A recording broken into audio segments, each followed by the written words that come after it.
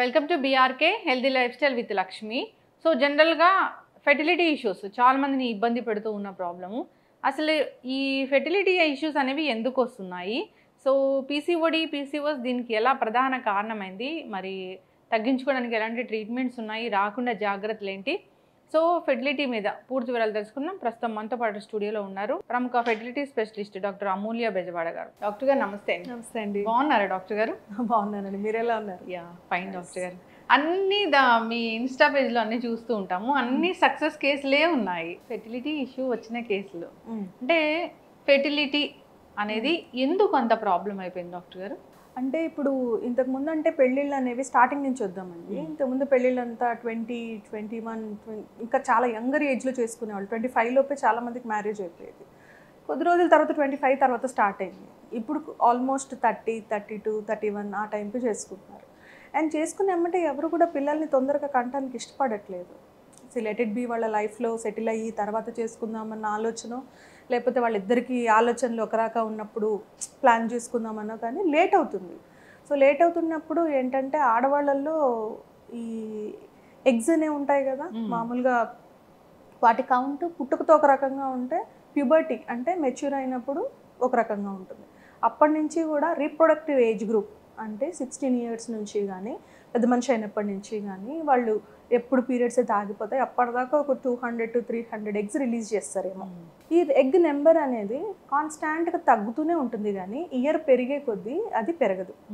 So కాబట్టి ఈ highly fertile ఉండే ఏజ్ గ్రూప్ అంటే లైక్ 20, 25 లోపు ఇప్పుడు మ్యారేజెస్ అవ్వట్లేదు. సో 25 తర్వాత ఓకే, స్టిల్ ఓకే. 30 వచ్చేసరికి ఎగ్ కౌంట్ బాగా తగ్గిపోతుంది అనమాట. బాగా తగ్గడం అని కాదు కానీ కొంచెం తగ్గుతుంది. వాళ్ళు ప్లాన్ చేసేసరికి 34, 35 అవుతుంది కాబట్టి కొంచెం ఎగ్ కౌంట్ తగ్గడం. అందుకని ఎక్కువ ఫర్టిలిటీ ట్రీట్మెంట్స్ వెంబటే రాకుండా కొంచెం హెల్ప్ అవసరం అవుతుంది వాళ్ళకి. So that is one main reason. And మగవాళ్ళలో కూడా చాలా రకమైన అలవాట్లు ఎక్కువైపోయాయి ఈ మధ్య. అంటే లైక్ ఆల్కహాల్, స్మోకింగ్, సీరియల్గా స్మోక్ చేయడము. సో యంగర్ ఏజ్ గ్రూప్ నుంచి అవి స్టార్ట్ అయిపోతున్నాయి కాబట్టి సెమెన్ మీద వచ్చే ఇబ్బందులు అంటే వీర్యకణాల మీద కూడా వచ్చే ఇబ్బందులు, క్వాలిటీ తగ్గడం, కౌంట్ తగ్గడం, ఇట్లాంటి ఇష్యూస్ కూడా ఎక్కువయ్యాయి. ఇంకో రీజన్ ఏంటంటే ఈ ఎక్కువ హార్మోనల్ ఇంబ్యాలెన్సెస్ కూడా ఎక్కువ అయిపోయాయి. ఎండోక్రైన్ డిస్రప్టింగ్ కెమికల్స్ అంటున్నాం చూడండి, ఈ మధ్య ఎక్కువగా వినిపిస్తుంది వర్డ్. సో మనం వాడే ఇళ్ళు క్లీన్ చేసే డిస్ఇన్ఫెక్టెంట్ దగ్గర నుంచి అండ్ అర్లీగా వాడే ఏమంటాం వీటిని కాస్మెటిక్స్ దగ్గర నుంచి everything has that kind of chemical which is disrupting the hormonal changes in our body. That is also becoming one huge reason. And PCOD అనేది ఎక్కువ వినడం కూడా అదొక్కటే మెయిన్ కారణం కాకపోయినా అది కూడా ఒక కారణం అయ్యింది. ఇంతకు ముందు లేని వాటిలో ఇప్పుడు వచ్చిన కొత్తగా చేంజ్ అది. సో వీటి వల్ల ఈ ఇన్సిడెంట్స్ అనేది బాగా పెరిగిపోయింది. ఇప్పుడు ఏజ్ అంటే తొందరగా పెళ్లి చేసుకోమని చెప్పాలి. సో ఇంకా మనల్ని ఇబ్బంది పెడుతుంది ఏంటి, ఆ కెమికల్స్, దానివల్ల హార్మోన్ ఇంబ్యాలెన్స్ వస్తున్నాయి అంటే మనం దాన్ని అవాయిడ్ చేసుకోవచ్చు. ఈ పీసీఓడి ప్రాబ్లం అనేది చాలా మేజర్ ప్రాబ్లంగా కనిపిస్తుంది. పీసీఓడి అంటే ఏంటి, ఈ ప్రాబ్లం ఉందని మనకు ఎలా తెలుస్తుంది, లక్షణాలు ఏంటి, మరి రాకుండా జాగ్రత్తలు, వస్తే దీనివల్ల నష్టాలు ఏంటి మనకి? సో చాలా మంది ఏంటంటే అండి, నేను ఓపీడీలో చూస్తుంటాను కదా, మొన్న ఒక పేషెంట్ కూడా వచ్చారు, వాళ్ళ మదర్ తీసుకొని వచ్చారు ఆ పాపని. 16, 17 years ఉంది ఆ పాప. కడుపు నొప్పి అంటే స్కాన్ తీయించుకొని వచ్చారు అనుకుంటా. తీసుకొని రాగానే స్కాన్లో ఫైండింగ్ పీసీఓ అని ఇచ్చారు. పీసీఓ అంటే పాలిసిస్టిక్ ఓవరీస్ అనమాట. ఇంకా మదర్ అయితే హడావుడు పడిపోతున్నారు, చాలా కంగారుగా ఉన్నారు. ఆ పాప దానికి ఏం తెలియదు కదా, ఊరికే సైలెంట్గా నాకు ఏదో అయిపోయింది అన్నట్టుగా అలా కూర్చుంది అనమాట. సో నేను చెప్పాను దానికి, అట్లా కాదండి, ఓన్లీ పీసీఓ అంటే స్కానింగ్లో మాత్రమే ఓవరీస్ అంటే అండాశయాల్లో ఎక్కువ ఫాలికల్స్ ఉన్నాయి, దాని రిపోర్టింగే పీసీఓ అని ఇచ్చారు. దీనికి పీసీఓడికి చాలా డిఫరెన్స్ ఉంది, మీరు భయపడాల్సిన అవసరం లేదని చెప్పి తనకు అర్థం చేయించడానికి నాకు చాలా టైం పట్టింది. ఓకే, మాకు కూడా అర్థం చేసుకుని చాలా టైం పట్టింది. So PCO is completely different. అంటే that is only a scan finding. ఇన్సిడెంటల్గా మనం ఏదో ఒక దానికి చూసినప్పుడు ఎంగేజ్లో ఉన్నప్పుడు పిల్లలకి ఎక్కువ ఫాలికల్సే ఉంటాయి. అట్లాగాక ఏ టైంలో చూసినా కూడా ఒకవేళ ఎక్కువ ఫాలికల్స్ ఉంటే దాన్ని పీసీఓ అని మాత్రమే అనుకోవాలి. అది కాకుండా స్కాన్లో ఫైండింగ్స్తో పాటు ఇర్రెగ్యులర్ సైకిల్స్ అంటే సైకిల్స్లో మెన్స్ట్రల్ సైకిల్స్లో ఇబ్బంది, అండ్ తర్వాత యాక్నీ, యాక్నే అంటే ఈ మొటిమలు రావడం, అండ్ తర్వాత ఎక్సెసివ్ హెయిర్ గ్రోత్ అన్వాంటెడ్ ఏరియాస్లో రావడం, వీటితో పాటు మనకు ఆ స్కాన్ ఫైండింగ్ ఉంటే అప్పుడు మాత్రం మనం దాన్ని పీసీఓడి కింద లెక్క చేస్తాం. So PCO is not a condition, it's just a finding. PCOD అనేది ఒక medical condition which needs little bit management. PCOD అనేది మీ డాక్టర్లు చెప్పినట్లు టెస్టులు చేస్తే తెలిసింది డాక్టర్ గారు. అంటే అసలు ఏముంటుంది అక్కడ తెలియడానికి, ఈ పీసీఓడి ఉంటే ఏం జరుగుతుంది? సో పీసీఓడిలో స్కాన్ ఫైండింగ్ ఈజ్ మనకి మేజర్ ఇంపార్టెంట్ అండి. అంటే అది స్కాన్ చేసేటప్పుడు మనకి ఏం తెలుస్తుంది అంటే ఈ ఓవరీస్, యూట్రస్ పక్కన ఓవరీస్, అండాశయాలు అంటాం కదా, ప్రతి మంత్ రిలీజ్ అవుతాయి అక్కడి నుంచి. సో వాటిల్లో ఏ దాన్ని పెరగనివన్నమాట ఈ పీసీఓడి ఉంటే. హార్మోనల్ ఇంబ్యాలెన్స్ క్రియేట్ చేసి ఏ ఎగ్ని పెరగనివ్వకుండా ఆ పెరగాల్సిన ఎగ్సే చిన్నగా ఫ్లూయిడ్స్ ఫిల్డ్ స్పేసెస్ లాగా ఓవరీ చుట్టూ నిండిపోతాయి. దాన్ని పీసీఓ అంటాం. యూజువల్గా మనకి స్కాన్లో చూడటానికి అవి అలా కనిపిస్తాయి. ఒక పర్ల్ ఆఫ్ మన గొంతు చుట్టూ ఒక ముత్యాల దండ వేసుకుంటే ఎలా ఉంటుందో అలా కనిపిస్తుంది అనమాట మనకు ఓవరీ మొత్తం స్కాన్ లో. ఓకే, తర్వాత కొన్నిసార్లు హనీకోంబ్ అపీరెన్స్ అంటాం. అంటే తేనెపట్టు ఎట్లా ఉంటుంది అంత గుత్తులుగా ఉన్నట్టుగా కనిపిస్తాయి మనకు follicles. So this is very important scan finding to. ఈ ఫీచర్స్ ఉన్నప్పుడు ఇలాంటి స్కాన్ ఫైండింగ్ మనకి కనిపిస్తే దాన్ని పీసీఓడి అనేది మనం డయాగ్నోస్ చేసుకుంటాం. సో ఫస్ట్ డయాగ్నోసిస్ అయిన తర్వాత మన ట్రీట్మెంట్ అనేది ఎలా ఉంటుంది? ఎవరైనా పీసీఓడికి ఫస్ట్ లైన్ మేనేజ్మెంట్ ఇచ్చేది ఏంటంటే first lifestyle modifications. Fertility స్పెషలిస్ట్గా నేను చెప్పేది ఏంటంటే నా దగ్గరికి ఫర్టిలిటీ హెల్ప్ కోసం వచ్చే వాళ్ళు పీసీఓడి ఉన్న వాళ్ళు చాలామంది వస్తారు. ఎందుకంటే వాళ్ళకి ఇర్రెగ్యులర్ సైకిల్స్ అంటే ఏంటి, ఎగ్ సరిగ్గా పెరగట్లేదు, పెరక్క అసలు రిలీజ్ అవ్వట్లేదు. ఎగ్గే రిలీజ్ అవ్వనప్పుడు ఇంకా ప్రెగ్నెన్సీ ఎక్కడి నుంచి వస్తుంది? సో దాన్ని ఏమంటామంటే యానోగ్యులేషన్ అంటాం అనమాట. ఇర్రెగ్యులర్ సైకిల్స్ అంటే 2-3 నెలలు రాకపోవడం, ఇలాంటి ఇబ్బంది. ఓకే, పీరియడ్ సరిగ్గా రాకపోతే పీసీఓడి ప్రాబ్లం అనుకోవాలి. నేను చెప్పాను కదా, అదర్ 2 ఫీచర్స్ ఉంటేనే, అంటే స్కాన్లో ఉండి పీరియడ్ సరిగా రాక అలా ఉంటేనే పీసీఓడి. ఎందుకంటే పీరియడ్ రాకుండా ఉండే అదర్ హార్మోనల్ ఇంబ్యాలెన్సెస్ చాలా ఉంటాయి, not just PCOD. So PCOD గురించి మాట్లాడుకుంటున్నాం కాబట్టి నేను దీని గురించి చెప్తున్నాను. So treatment basically depends on age group, వాళ్ళ నీడ్. ఇప్పుడు చిన్న పాప అంటే 17-18 ఇయర్స్ వచ్చింది, తనకి ఇంకా ఇర్రెగ్యులర్ బ్లీడింగ్ ఇష్యూస్ ఏమన్నా ఉంటే జస్ట్ తన ఇష్యూ ఏంటి, ఇప్పుడు పీరియడ్ రావట్లేదు, పీరియడ్ రెగ్యులరైజ్ కావాలి, లేదా వెయిట్ ఎక్కువ ఉన్నారు, వెయిట్ కొంచెం తగ్గించుకోవాలి, ఫుడ్ ఎలాంటిది తీసుకోవాలి, ఇవన్నీ చెప్పి పంపిస్తాం. సో ఫర్టిలిటీ పరంగా వచ్చినప్పుడు ఏంటంటే కొంచెం మెడిసిన్స్ వాడతాం అనమాట వాళ్ళకి. సో ఫస్ట్ ఆఫ్ ఆల్ వాళ్ళ సైకిల్ని ట్రాక్ చేయడం, వాళ్ళకి న్యాచురల్గా ఎగ్ రిలీజ్ అవుతుందా లేకపోతే లేట్గా రిలీజ్ అవుతుందా అనేది చెప్పటం. లేదు అలా అవ్వట్లేదు అనుకుంటే మినిమల్ మెడికేషన్, అంటే ఎగ్ పెరగడం కోసరంగా ఓవ్యులేషన్ ఇండక్షన్ అంటాము, అట్లాంటివి ట్రై చేసి కరెక్ట్గా అండం రిలీజ్ అయిన టైంలో భార్యాభర్తను ఇంట్లో కలవమని చెప్పడం, ఇట్లాంటివి ఫర్టిలిటీ అవసరమైన వాళ్ళకి హెల్ప్ చేయడం జరుగుతుంది. ఇఫ్ ఆల్రెడీ పిల్లలు ఉండి ఇంకా పిల్లలతో మనకి రిలేషన్ కాకుండా పీసీఓడి ఉన్నప్పుడు ఏంటంటే ఇర్రెగ్యులర్ బ్లీడింగ్ 3 నెలలు 4 నెలలు 5 నెలలు రాకుండా ఉండటం, అట్లా రాకుండా ఉండడం కూడా మంచిది కాదు. ఎందుకంటే ఒకటే రకమైన హార్మోన్ అనేది బాడీలో ఆ యూట్రస్లో ఎక్స్పోజ్ అవుతుంది ఎక్కువ. గుడ్డు పగిలిన తర్వాత ఇంకో రకమైన హార్మోన్ వస్తుంది, అది పగలకపోవడం చేత రావట్లేదు. సో దాన్ని మనం బయట నుంచి ఇప్పించి పొరని బయటికి రప్పించాలి. లేకపోతే ఎండోమెట్రియల్ కార్సినోమాస్, ఎండోమెట్రియల్ హైపర్ప్లేషియాస్ ఇట్లాంటివి ఎక్కువ వస్తాయి అన్నమాట. పొర పెరగడం వల్ల వచ్చే ఇబ్బందులు వస్తాయి. పీసీఓడి ట్రీట్మెంట్ తీసుకోకపోతే చాలా నష్టాలే జరుగుతాయి. ఎస్, పీసీఓడి అనేది మనం ట్రీట్మెంట్ కన్నా ఎక్కువ లైఫ్ స్టైల్ అని చెప్పాను చూడండి. ఈ లైఫ్ స్టైల్ మోడిఫికేషన్స్ కానీ పర్టికులర్గా ఫాలో అవ్వకపోతే అది మనకి పీసీఓఎస్గా మారుద్ది అనమాట. PCOS is a polycystic ovarian syndrome. అది కూడా హార్మోనల్ డిజార్డరే, కాకపోతే సిండ్రోమ్ అంటే ఏంటి, చాలా సిస్టమ్స్ని ఇన్వాల్వ్ చేస్తుంది. ఓకే, దీంట్లో మళ్ళీ స్కాన్లో ఎలా ఉంటుందో ఆ హనీకోంబ్ అపీరెన్స్ అవన్నీ ఇర్రెగ్యులర్ సైకిల్స్ కన్నా ఇప్పుడు 2 నెలలు 3 నెలలు రాకపోవడం కన్నా అసలు పీరియడే రాకపోవడం, అండ్ తర్వాత అసలు ఓవ్యులేషన్ అంటే పీరియడ్ రాకపోవడం అంటే ఇంకా ఓవ్యులేషన్ క్రానిక్ యానోవ్యులేషన్ ఉండటం, అండ్ ఈ యాక్ని, హైపర్, ఈ మెడ వెనక నలుపు, అకాంతోసిస్ నైగ్రికన్స్, అండ్ తర్వాత అన్వాంటెడ్ హెయిర్, ఇవన్నీ ఉండటం. వీటన్నిటితో పాటు కామన్ ఫీచర్స్తో పాటు ఎక్స్ట్రా ఫీచర్స్ ఏముంటాయంటే వెయిట్ లాస్ ఎక్కువగా జరగదు, ట్రై చేసినా కష్టంగా ఉంటుంది, అండ్ తర్వాత వెయిట్ గెయిన్ కూడా ఎక్కువగా ఉంటుంది. సో ఇలాంటి ఎక్స్ట్రా ఫీచర్స్ ఉంటాయన్నమాట పీసీఓఎస్. చెప్పాను కదా, ఎండోమెట్రియల్ హైపర్ప్లేషియాస్తో పాటు కార్సినోమాస్, ఇట్లా ఎండోమెట్రియల్ క్యాన్సర్ కూడా వచ్చే అవకాశం ఉంటుంది మనం ఈ పీసీఓడిని అక్కడ ఆపకపోతే. మేడం దీనికి లైఫ్ స్టైల్ చేంజెస్తో పాటు ట్రీట్మెంట్ అంటే పీసీఓడికి treatment, PCOD can not be cured. అది ఒకసారి వస్తే అది పోదు మనకి, అది తెలుసుకోవాలి అందరూ. లేకపోతే చాలా మంది పేషెంట్స్ పీసీఓడి ఉందమ్మా అని చెప్పగానే మళ్ళీ నెక్స్ట్ స్కాన్కి వస్తారు, మేడం తగ్గిందా లేదా చూడండి అని. సో అది తగ్గదు. కాకపోతే మనం ఈ మెజర్స్ ద్వారా దాన్ని కంట్రోల్లో పెట్టుకోవడం వల్ల పీసీఓఎస్కి ప్రొసీడ్ కాకుండా ఉంటాము. మేజర్ ఎక్కువ లైఫ్ స్టైలే ఉంటాయండి. అండ్ ఇన్సులిన్ ఎక్కువ ఉంటుంది బాడీలో, హైపర్ ఇన్సులినిమియా అంటాం అనమాట, రెసిస్టెన్స్ వస్తుంది. సో దానివల్ల ఏంటంటే కొంచెం పీసీఓఎస్ టైంలో ఉన్న వాళ్ళకి ఈ మెట్ఫార్మిన్ అనే మెడికేషన్ కానీ ఇట్లాంటివి మయోఐనోస్టాల్ థైరో ఇవన్నీ ఇవ్వచ్చు. ఇస్తే కొంతవరకు ఓవ్యులేషన్కి దేనికైనా హెల్ప్ అవుతాయి. అంటే మనం జనరల్గా చాలా మంది దగ్గర వింటాం ఏంటంటే, డాక్టర్ దగ్గరికి వెళ్ళాము, నీటి బుడుగులు ఉన్నాయని చెప్పారు, దానికి ట్రీట్మెంట్ ఇచ్చారు అని చెప్తూ ఉంటారు, దానికి ఒక సర్జరీ లాంటిదని చెప్తూ ఉంటారు. అదేంటి మేడం మరి?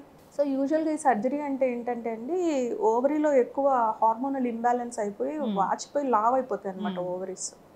ఈ ఓవరీస్ని అక్కడక్కడ కొంచెం పవర్ తోటి పంచ్ చేస్తాం లాప్రోస్కోపీలో. ఈ 4 పంచెస్ చేసినప్పుడు ఏంటంటే కొంచెం హార్మోనల్ ఇంబ్యాలెన్స్ అనేది రెస్టోర్ అవుతుంది. But that is not a permanent cure. అది పర్మనెంట్ క్యూర్ కానే కాదు, దాని ఎఫెక్ట్ ఒక 6 నెలలు ఉంటుందేమో అంతే. కానీ దాని తర్వాత ఇట్లా అది చేంజ్ చేసుకోవాలి. Surgery anything is not a permanent cure for this PCOS or PCOD. ఇప్పుడు పీసీఓడి ఉంది, ఇన్ఫెర్టిలిటీ ఇష్యూ వచ్చింది, మీ దగ్గరకు వచ్చారు, దాన్ని కరెక్ట్ చేసి తర్వాత డేట్స్ పీరియడ్స్ అవి రెగ్యులర్గా చేసేసి దాని తర్వాత ఈ ప్రాసెస్ అనేది ఉంటుంది. లేదు అలా అవ్వట్లేదు అన్నప్పుడు ఐవీఎఫ్ కోసం వెళ్ళాలంటే పీసీఓడి వాళ్ళు వెళ్ళొచ్చా? సో పీసీఓడి కండి ఇప్పుడు మనం ట్రీట్మెంట్ ఫర్టిలిటీ పరంగా వస్తే స్టార్టింగ్ నుంచి వస్తామన్నమాట. స్టార్టింగ్ నుంచి వాళ్ళ ఏఎంహెచ్ లెవెల్స్ ఎంత ఉన్నాయి, ఎల్హెచ్ హార్మోనల్ లెవెల్స్ ఎంత ఉన్నాయి, మనం టాబ్లెట్ ఇచ్చినా లేకపోతే ఇంజెక్షన్ ఇచ్చినా వాళ్ళకి రెస్పాన్స్ ఎట్లా ఉంటుంది అనేది మినిమల్ మెడికేషన్ ట్రీట్మెంట్ సైకిల్స్తో స్టార్ట్ చేస్తాం. ఫస్ట్ ఓవ్యులేషన్ ఇండక్షన్ అంటాము. ఈ ఓవ్యులేషన్ ఇండక్షన్లోనే కొంచెం డిఫరెంట్ ప్రోటోకాల్స్ ఉంటాయి. అందరూ ఒకేలా రెస్పాండ్ అవ్వరు మెడికేషన్కి. సో ఒక్కొక్కరికి ఎలాంటి మెడికేషన్ ఇస్తే రెస్పాండ్ అవుతుంది కొంత ట్రయల్ వేసిన తర్వాత then we will think okay ఇప్పుడు ఏమన్నా లాప్రోస్కోపీ యంగర్ ఇండివిజువల్, వయసు చాలా చిన్నది, ఇంకా ఇప్పుడే ఐవీఎఫ్ వద్దు అని వాళ్ళు అనుకుంటున్నారు, ఇట్లా ఉన్నప్పుడు ఏంటంటే మనం చూస్ చేసుకోవచ్చు. ఇట్లా చేస్తాము, ఇట్లా చేసి మీరు ఇందాక అన్నారు కదా ఓవేరియన్ డ్రిల్లింగ్, ఓవరీస్ని పంచ్ చేస్తానని చెప్పాను కదా, సో దాన్ని చేసుకొని ట్యూబ్స్ టెస్ట్ చేసుకొని ఇవన్నీ చేసుకున్న తర్వాత మళ్ళీ మెడికల్ మేనేజ్మెంట్ తీసుకోవడం. ఒక 6 నెలలు ఎఫెక్టివ్గా ఉంటుందని చెప్పాను కదా. న్యాచురల్గా స్పాంటేనియస్ ఓవ్యులేషన్ అవ్వచ్చు, లేకపోతే డ్రగ్స్కి రెస్పాన్స్ కూడా బెటర్గా ఉండొచ్చు. ఇట్లా ఏది కాకుండా చాలా రెసిస్టెంట్ అండ్ పీసీఓఎస్ ఉంటారనమాట కొన్నిసార్లు. అట్లాంటి వాళ్ళకి డైరెక్ట్గా ఐవీఎఫ్ సజెస్ట్ చేయొచ్చు. అది ఐవీఎఫ్లో ఎందుకు సజెస్ట్ చేస్తామంటే ఇప్పుడు ఓవ్యులేషన్ ఇండక్షన్లో కానీ ఐయుఐ అయిన మినిమల్ ట్రీట్మెంట్స్లో ఏంటంటే మనం ఎక్కువ డోస్ ఆఫ్ ఇంజెక్షన్స్ని యూజ్ చేయలేము. అట్లా యూజ్ చేయాల్సి వచ్చినప్పుడు ఏంటంటే ఎక్కువ ఎగ్స్ డెవలప్ అయ్యే అవకాశం ఉంటుంది. ఆ ఎక్కువ ఎగ్స్ డెవలప్ అయినప్పుడు మనకి వేరే ఇబ్బందులు వచ్చే అవకాశం, ఓహెచ్ఎస్ఎస్ అంటాం, పీసీఓడి ఉన్న వాళ్ళల్లో ఎక్కువగా వస్తుంది అనమాట. ఇది ఈ స్టిమ్యులేషన్కి ఓవరీస్ పెద్దవైనట్టు అయిపోయి కడుపులో నీళ్లు చేరడం, ఊపిరితిత్తుల్లో నీళ్లు చేరడం, ఇట్స్ నాట్ ఆ కండిషన్కి డెవలప్ అవుతారు. కాబట్టి యూజువల్గా సజెస్ట్ చెయ్యము higher dosage longer durations. But ఐవీఎఫ్లో అయితే సజెస్ట్ చేస్తాం. ఐవీఎఫ్లో కూడా ఈ సైడ్ ఎఫెక్ట్ వచ్చే అవకాశం ఉంటుంది, but we can tackle. And egg కూడా మనం తీసుకుంటాం కాబట్టి ఐవీఎఫ్ చేయాల్సి వస్తుంది కొంతమందికి. మ్యామ్ పీసీఓడి ఉన్న వాళ్ళలో ఈ ఐవీఎఫ్ ట్రీట్మెంట్ ఇస్తే సక్సెస్ అవుతుందా? సక్సెస్ అవుతుందండి.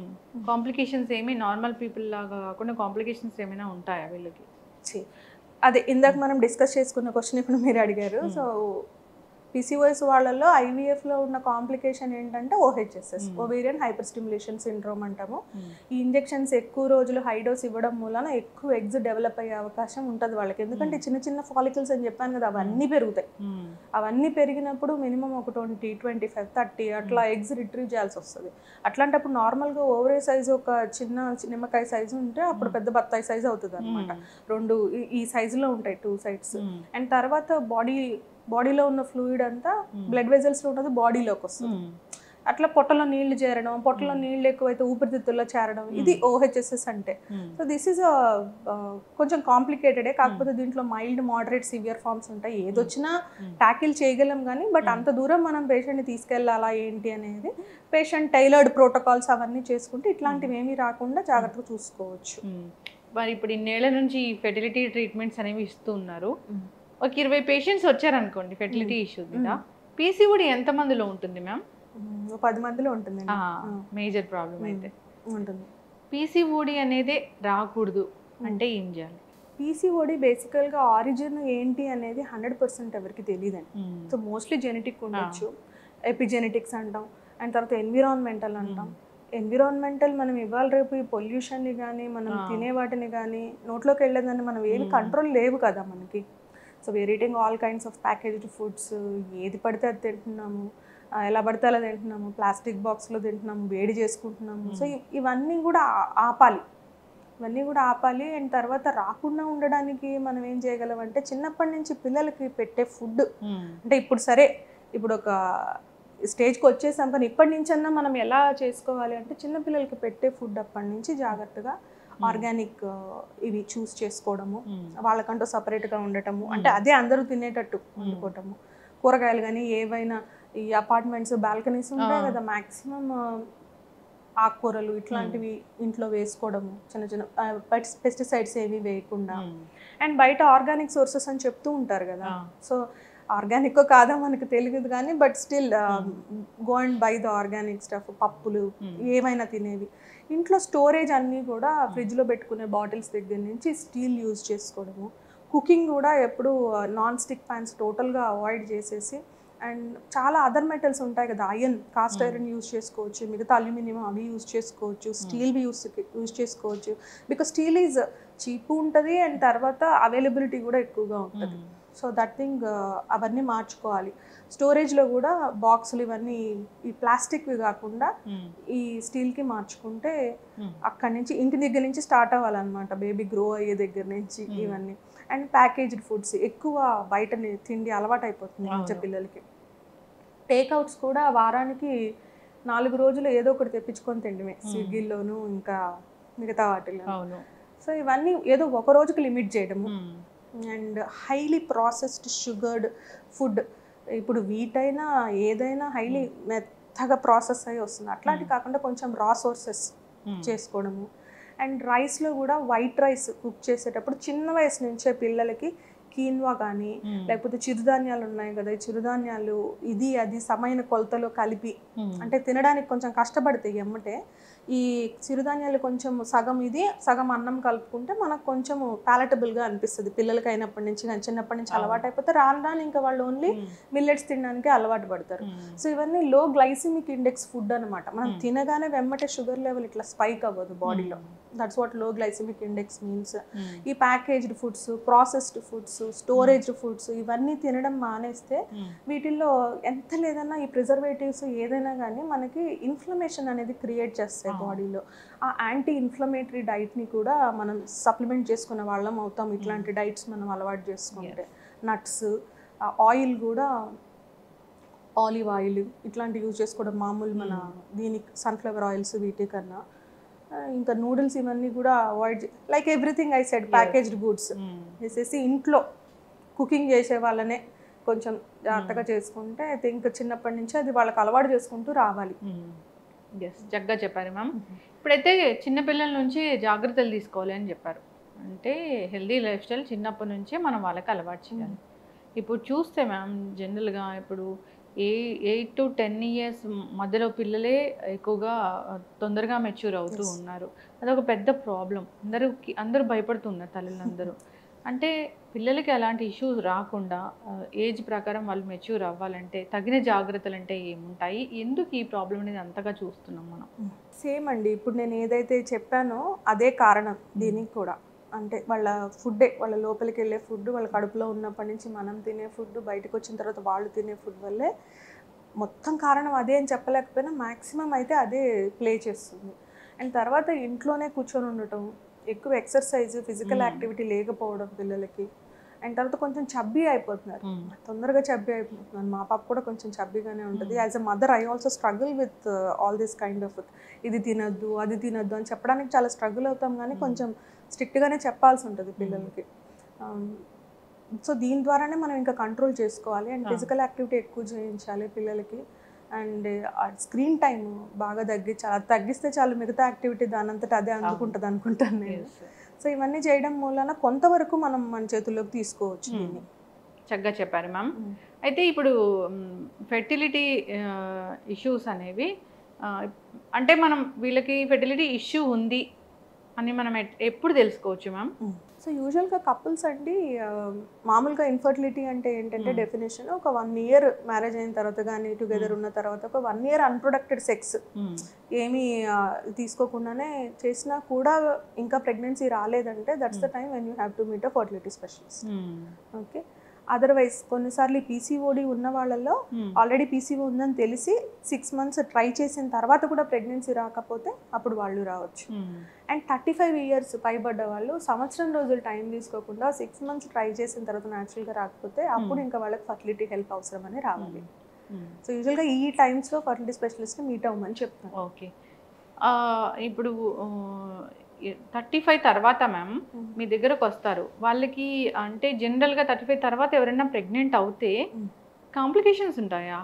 35 తర్వాత ఎక్కువ చూడమండి, unless they are like you స్టార్ట్ చేయడమే కొంచెం హెవీ వెయిట్ తోటి. అంటే బిఎంఐ అంటే వాళ్ళ హైట్కి తగ్గ వెయిట్ వాళ్ళు మెయింటైన్ చేయక కొంచెం వెయిట్ ఎక్కువ ఉన్నప్పుడు, బిఎంఐ ఎక్కువ ఉన్నప్పుడు, అండ్ తర్వాత పేరెంట్స్లో ఏమన్నా డయాబెటీస్ హిస్టరీ ఉన్నప్పుడు, ఇట్లాంటి స్వతహాగా వాళ్ళకే డయాబెటీస్ హైపర్ టెన్షన్ ఆ టైంకి వచ్చేసినా కూడా ఇట్లాంటి టైంలో చూస్తామండి. అంతేగాని 35 తర్వాత యూజువలీ అంత కాంప్లికేషన్స్ ఇవి ఉంటే మాత్రమే చూస్తాము. 40 దాటిన తర్వాత అయితే డెఫినెట్గా కాంప్లికేషన్స్ అనేవి మనం ఎక్స్పెక్ట్ చేయొచ్చు. రిపీటెడ్ యూరినరీ ట్రాక్ట్ ఇన్ఫెక్షన్స్, పూర్తి నెలలు నిండకుండానే డెలివరీస్, అండ్ తర్వాత డయాబెటీస్ హైపర్ టెన్షన్ వాళ్ళకి ఆల్రెడీ ముందే ఉండడం లేకపోతే డెవలప్ అవ్వడము. సో ఇట్లాంటివన్నీ 40 తర్వాత చూస్తాము. 35 ఇస్ స్టిల్ ఓకే. ఏదైనా గైడ్ లైన్స్ ఉందా ఇంతవరకే వీళ్ళు ప్రెగ్నెంట్ అవ్వాలి అని? యూజువల్గా అట్లాంటి గైడ్ లైన్ ఏమీ ఉండదండి, కాకపోతే మనకు మనం క్రియేట్ చేసుకోవడం కదా. ఇప్పుడు ఐవీఎఫ్లో కూడా ఏంటంటే ఫీమేల్ ఏజ్ 50 years పెడతాం అనమాట మ్యాక్సిమం ప్రెగ్నెన్సీ కోసం. 50 దాటిన తర్వాత we won't advise them to get pregnant. So తర్వాత వాళ్ళు ఎదిగిన తర్వాత కూడా వాళ్ళ బిడ్డల్ని చూసుకోవాలి కదా. ఆ వయసు వచ్చి ఇంకా తర్వాత కదిన తర్వాత where can they like you know ఎలా పార్టిసిపేట్ చేయగలరు వాళ్ళ డైలీ లైఫ్లో. మేల్ ఫీమేల్ వీళ్ళిద్దరిలో ఫెర్టిలిటీ ఇష్యూ వీళ్ళ ఎక్కువగా ఉందంటే మేలా ఫీమేలా? ఎలా చెప్పాలంటే దీన్ని ఇంకా కూడా ఆ నోషన్ ఉందా అని అనిపిస్తుంది. అంటే అందరూ బాగా చదువుకొని బాగా తెలుసుకొని ఎక్కువ ఇన్ఫర్మేషన్ అవైలబుల్ ఉంది కదా ఎక్కడైనా కూడా, బట్ స్టిల్ చాలామంది ఒక ఏమంటాం ఒక నా ఓపీడీకి వచ్చేటప్పుడు ఫస్ట్ టైం కన్సల్టేషన్కి వస్తే సెకండ్ టైం వచ్చేటప్పుడు సెమెన్ అనాలిసిస్ ఇవన్నీ అయిపోతాయి అనమాట. సెకండ్ టైం వచ్చేటప్పుడు ఫ్యామిలీ వస్తారు, ఒక గ్యాంగ్ వస్తారు అనమాట. అబ్బాయి తరపు వాళ్ళు అమ్మాయి తరపు వాళ్ళు ఇట్లా వస్తారు, ఒక రచ్చబండ ఇష్యూ లాగా అయిపోద్ది అప్పుడు అది మాకు. సో అట్లాంటిది ఉండదండి. ఇవాళ రేపు ఆడవాళ్ళకు మాత్రమే ఉండే పర్సంటేజ్ కొంత ఉంటుంది, ఓకే, మగవాళ్ళది కూడా డెఫినెట్గా ఉంటుంది. ఒక 15% ఖచ్చితంగా మగవాళ్ళది ఉంటుంది. ఇద్దరిది కలిపి ఉండేది 40 నుంచి 50% ఉంటుంది. So that is there always. ఇద్దరు కారణాలే అండ్ ఒక్కొక్క టైంలో ఒకళ్ళే కారణం అవ్వచ్చు, అంతేగాని అసలు మొత్తం ఆడవాళ్ళ మీదే అన్నట్టుగా అసలు ఉండనే ఉండదన్నమాట. కానీ మ్యామ్ చాలా అంటే హ్యాపీ ఫీలింగ్ ఏముంటుందంటే ఫెర్టిలిటీ ఐవీఎఫ్కి వెళ్ళిన వాళ్ళకి ట్విన్స్ పుడతారు అని. సో యూజువల్గా అండి ఈ ట్విన్స్ ఎప్పుడు పుడతారు, మనం డబుల్ ఎంబ్రియో ట్రాన్స్ఫర్ చేస్తాం అనమాట. అంటే 2 పిండాలని లోపల పెడతాం, 2 పిండాలు మాత్రమే పెట్టాలి ఇప్పుడు రూల్ ప్రకారము. సో 2 పిండాలు పెట్టినప్పుడు 2 అతికితే మాత్రమే ట్విన్ ప్రెగ్నెన్సీ వస్తుంది. ఓకే, ఒకటి పెట్టించుకుంటే ఒకటి వల్ల ఏమి మనకు ఒకటే పెరుగుతుంది, ఒకటే ఇస్తుంది.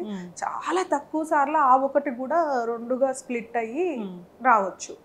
బట్ అదర్వైజ్ వాళ్ళ ఇష్ట ప్రకారం వాళ్ళు ట్విన్ ప్రెగ్నెన్సీ కూడా ప్లాన్ చేసుకోవచ్చు. వాళ్ళ ఇష్ట ప్రకారం చేసుకోవచ్చు. కానీ కొన్ని కండిషన్స్లో ఏంటంటే మేమే చెప్తాం అనమాట, అమ్మా మీకు ట్విన్ ప్రెగ్నెన్సీ సరిపడదు, మీరు సింగిల్ టర్మ్ ప్రెగ్నెన్సీనే చేసుకోవాల్సి ఉంటుంది, పలానా టైంకి డెలివరీ చేసుకో. ఎందుకంటే వాళ్ళకి ఏమైనా ప్రొసీజర్స్ చేసాము, ఇంతకుముందు సిజేరియన్ సెక్షన్స్ అట్లా ఏమన్నా అయ్యాయి, లేదా వాళ్ళకి పొడుగుగా సెప్టమ్ ఉంటే దాన్ని కట్ చేసాము, ఇట్లా అన్నప్పుడు కొంచెం రప్చర్ అయ్యే ఛాన్సెస్ ఎక్కువ ఉంటాయి. కాబట్టి ఇద్దరు పెడితే ఎంత లేదన్నా కొంచెం ఓవర్ బేరింగ్ ఉంటుంది కానీ but still uterus can take it. అందుకని 2 ఎంబ్రియోస్ పెట్టొచ్చు, but we advice 1, but patient అడిగినప్పుడు 2 ఈజ్ 2 ఇంకా చాలని చెప్తాము. సో కొన్ని కండిషన్స్ చెప్పా కదా, డయాబెటీస్ ఉన్నప్పుడు, హైపర్ టెన్షన్ ఉన్నప్పుడు, ఆల్రెడీ ఇంకేమన్నా మెడికల్ కండిషన్స్ ఉన్నప్పుడు ఏంటంటే ప్రెగ్నెన్సీ అది ఇంకొంచెం ఎక్కువ చేస్తుంది కాబట్టి ఒక్కరు చాలని చెప్తాం. ఎస్, చక్కగా చెప్పారు మ్యామ్, చాలా చక్కటి ఇన్ఫర్మేషన్. వీళ్ళకి ఫెర్టిలిటీ ఇష్యూ ఉందని తెలుసుకోవడానికి మీరు చెప్పిన టైం ప్రకారం ఫాలో అయ్యి పిల్లలు అవ్వకపోతే, కన్సీవ్ అవ్వకపోతే అప్పుడు డాక్టర్ని సంప్రదించాల్సిన అవసరం ఉంటుంది.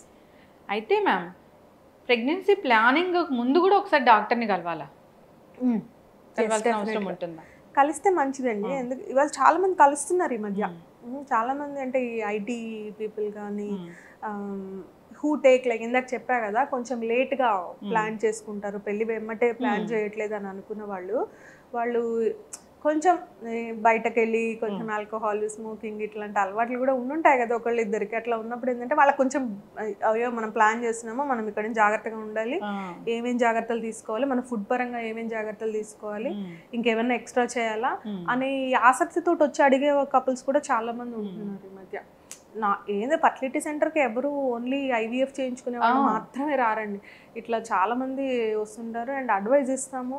వి also don't right away suggest, ప్రాబ్లమ్ని పట్టే కదా ట్రీట్మెంట్ ఉండేది. చక్కటి ఇన్ఫర్మేషన్ మ్యామ్. ఇది మనం సిరీస్ అనేది కంటిన్యూ చేద్దాము ఉమెన్ హెల్త్ ఇష్యూస్ మీద. ఫెర్టిలిటీ అనే కాదు, చాలా రకాల హెల్త్ ఇష్యూస్ అనేవి, గైనిక్ ఇష్యూస్ అనేవి ఫేస్ చేస్తూ ఉంటారు. పీరియడ్స్లో రకరకాల ప్రాబ్లమ్స్ రావచ్చు, క్యాన్సర్స్ కావచ్చు, ఇలాంటి వాటి మీద మనం ఈ సిరీస్ అనేది కంటిన్యూ చేద్దాం. చాలా చక్కటి ఇన్ఫర్మేషన్ మ్యామ్, ధన్యవాదాలు. Thank you.